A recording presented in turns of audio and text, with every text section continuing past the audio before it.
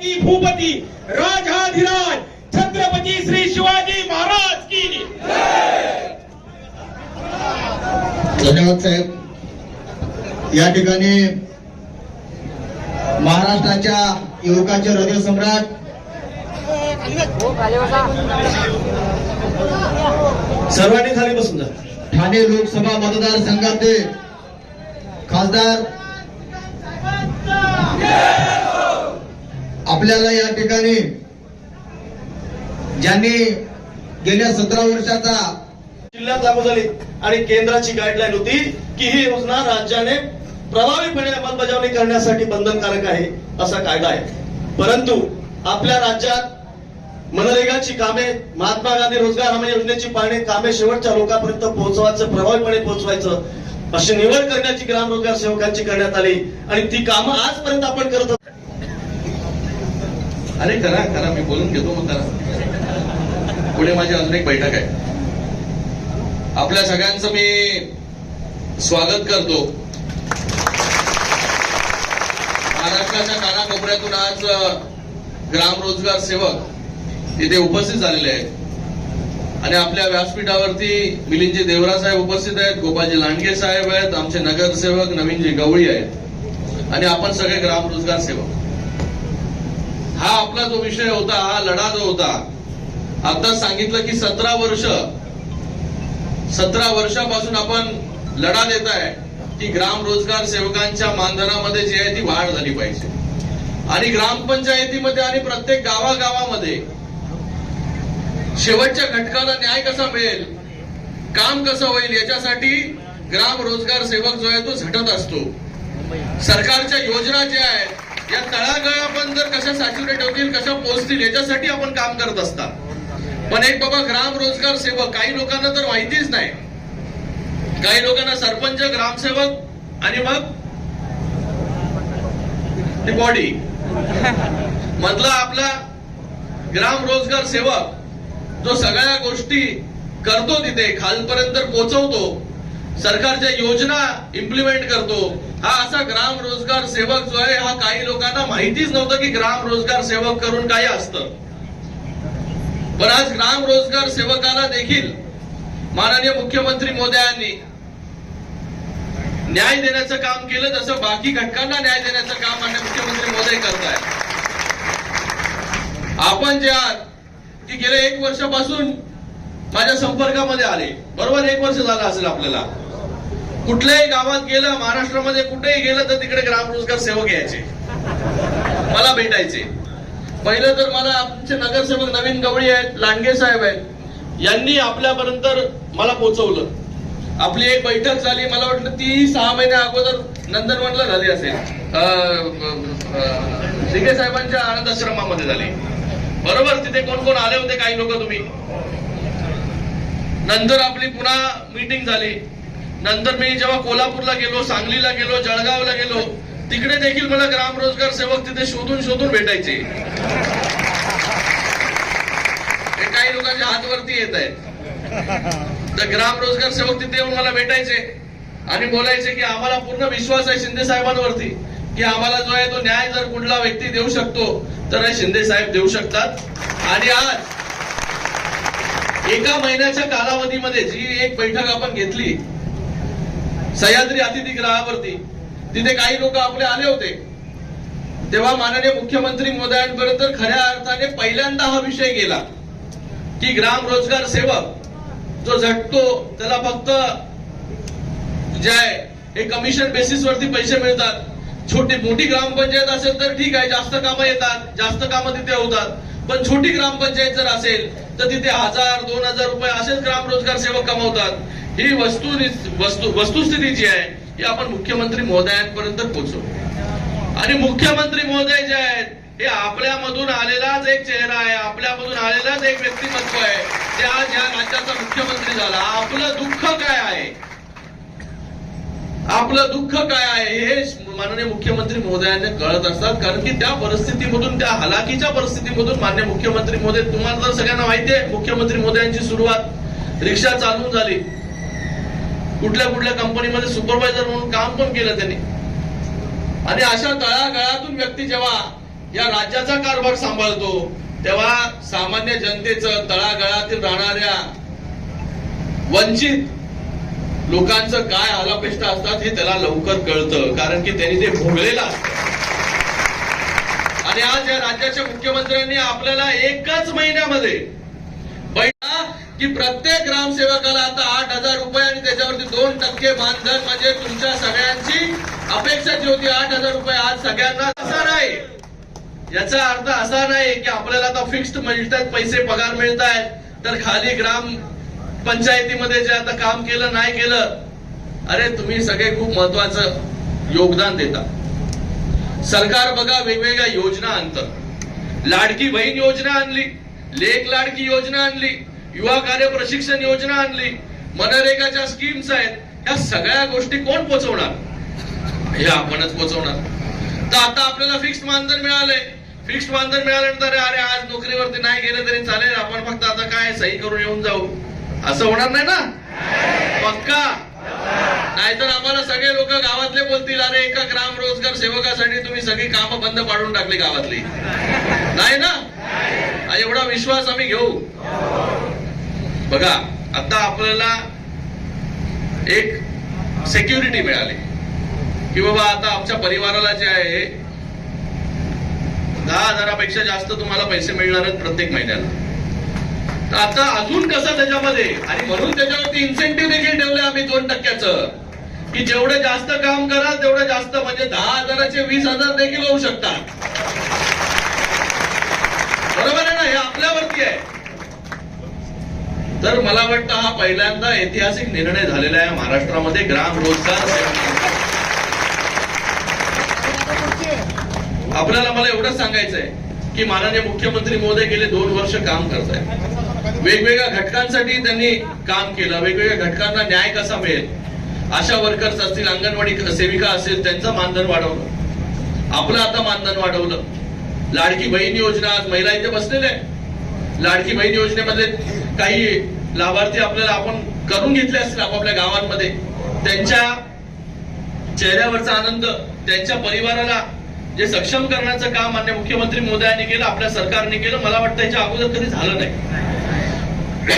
काही लोकांनी सांगितलं की 1,500 रुपयामध्ये काय होणार आहे, पण मला त्यांना सांगायचं आहे की 1,500 रुपयामध्ये तुमचं काही होणार नाही, पण त्या बहिणीचं जे आहे, त्या कुटुंबाचं, त्या कुटुंबामधील त्या मुलाचं जे आहे, तो मुलगा शाळेत जातो, त्याची फीस जी आहे ती 1,500 रुपयामध्ये भरू शकतो. लाईट बिल जे आहे ते 1,500 रुपयामध्ये भरू शकतो. आपल्याला कोण आजारी घरामध्ये पडलं तर कोणाकडे हात पसरवायला लागणार नाही, ते 1,500 रुपयामध्ये करू शकतो. आणि एका महिलेला जर सक्षम केलं तर ती महिला पूर्ण परिवाराचा गाडा जो आहे हा हाकण्याची ताकद ठेवते. त्या महिलेला ताकद देण्याचं काम जे आहे हे आमच्या सरकारने केलेलं आहे. माननीय मुख्यमंत्री, उपमुख्यमंत्री महोदय यांनी केलेलं आहे. आज वेगवेगळ्या स्टोरीज आमच्याकडे येतात की कशा प्रकारे 1,500 रुपयामध्ये लोकांनी 10,000 रुपये कमवले. एक तर व्यक्ती वर्षावरती आली होती की बाबा तिला 1,500 रुपये मिळाले, 3,000 रुपये पहिले मिळाले. काल देखील लोकांच्या अकाउंटमध्ये पैसे आले. तर 3,000 रुपयामध्ये 1,500 रुपये घेतले, 1,500 रुपयामध्ये ते घुंगरू आणले आणि गणपतीमध्ये ते घुंगरू विकले वेगवेगळ्या ठिकाणी. त्या 1,500 रुपयाचे 10,500 रुपये झाले. म्हणजे किती टक्के नफा झाला? 600-700% नफा झाला.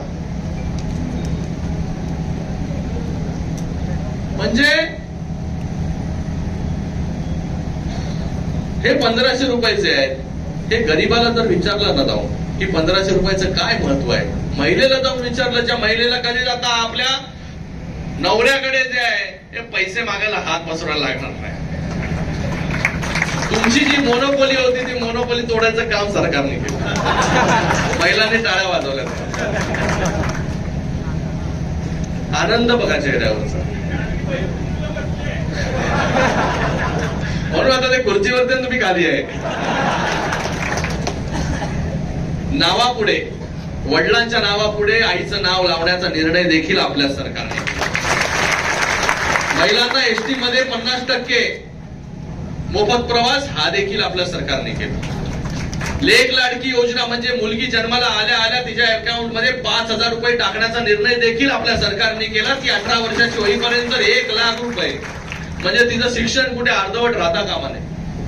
हे सगळं जे आहे हे महिलांना केंद्रस्थानी ठेवून महिलांना सक्षम करण्याचे निर्णय वेगवेगळे घेतले. आता आपली जबाबदारी आहे. आता आपण प्रत्येक गावामध्ये एक आहे. आता त्या गावामध्ये माननीय मुख्यमंत्री महोदयांनी काम कसं काय केलंय गेल्या 2-2.5 वर्षामध्ये हे पोचवायचंय. प्रत्येक घराघरामध्ये पोहोचवणार की ना तुम्ही? पोहोचवणार ना? तर एवढी मोठी ताकद आहे. आणि प्रत्येकाने बघा, माननीय मुख्यमंत्री महोदय 18 तास काम करतात. 18 तास कोण काम करतं? कधी स्वातंत्र्यानंतर जिकडे पाणी पोहोचलं नव्हतं तिकडे पाणी देखील पोहोचवण्याचं काम जलजीवन मिशनच्या अंतर्गत आपण केलं. तर एवढी सगळ्या योजना आपण आणल्या, एवढे सगळं काम आपण करतोय चांगलं. आज आपला देखील निर्णय झालेला आहे. आपल्याकडून एवढीच अपेक्षा आहे की आपण सगळ्यांनी आपलं काम करत असताना आपल्या सरकारने काय काय निर्णय घेतलेले आहेत, सरकारने काय काय चांगली कामं केलेली आहेत, ही चांगली कामं आपण लोकांपर्यंत पोहोचवा. ही आता आपण पोहोचवाल मला 100% विश्वास आहे आणि खात्री आहे. कारण की आपला हा प्रश्न गेले अनेक वर्ष, आमचा संदीप माने पण इकडे उपस्थित आहे, तो देखील सगळ्या कॉन्टॅक्ट मध्ये. मी त्याला विचारणार आहे, बाबा उद्या किती लोक येणार? तर बोलतो जेवढे वेळ एवढी इकडे जागा नाही होतो. म्हणजे काल रात्री तुम्ही लोकांनी ठरवलं इथे येण्याचं आणि आज सकाळी एवढे पहाटे हजारोच्या संख्येने आपण गाव. मी तर त्याला सांगितलं, अरे मला उद्या जायचंय, मला उद्या वेळ नाही. साहेब निघाले बोलतात सगळे. मला फोटो पाठवलेत बसमधून, ट्रेन मधून बसलेल्याचे. म्हणजे एवढा उत्साह आणि एवढा प्रश्न जटिल आपला होता, आपला प्रश्न एवढा महत्वाचा होता. तर अजून येत आहेत, त्यांना माझा निरोप द्या. संध्याकाळी आल्यानंतर भेटू त्यांना पाहिजे.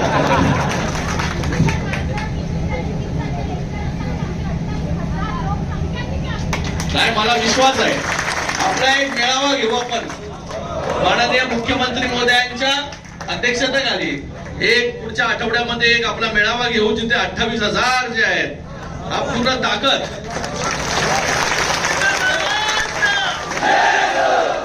तर मी आपल्या सगळ्यांचं खूप खूप अभिनंदन करतो. माननीय मुख्यमंत्र्यांचं खूप खूप धन्यवाद देतो की एक संवेदनशील निर्णय जो आहे माननीय मुख्यमंत्री महोदयांनी घेतला.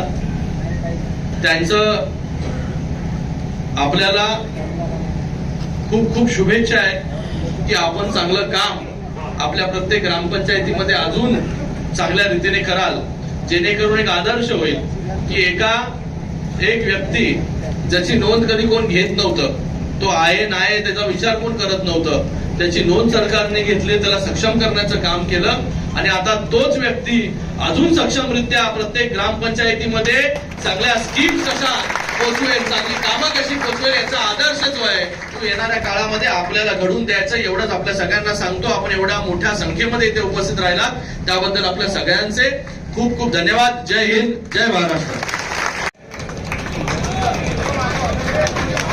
या ठिकाणी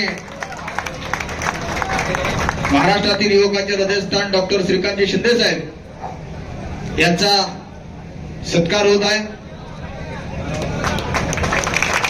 आजपर्यंतच्या काळामध्ये जो धोरणात्मक निर्णय सन्माननीय एकनाथजी शिंदे साहेबांनी घेतलेला आहे,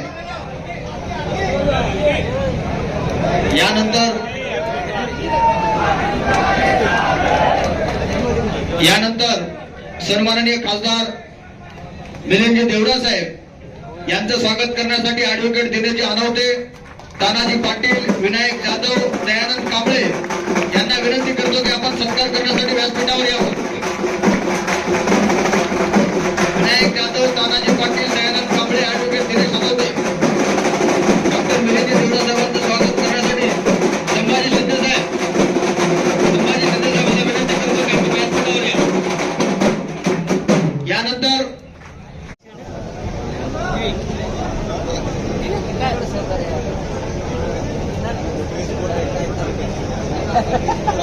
अशी पुढे जोयला कोल्हापूरला